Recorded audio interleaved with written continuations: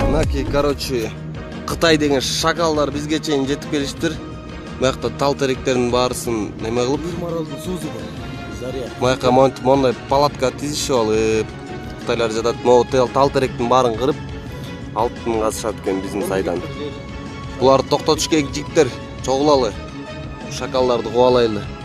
Каршы, бүт установка кылып коюштур. Ушул жерден алтын жайкашат экен. Биздин ичкен суубузга чейин барат да анын зыяндыгычы. Ошон үчүн ортодон чыгып, балдар, айылдар 5 айыл чогулуп, олар тынчытпасак болбойт. Келечеги жаман мунун. Зыяндуулугу канча дейсиң?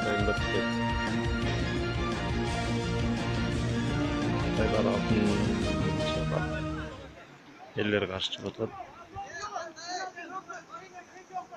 Адлет.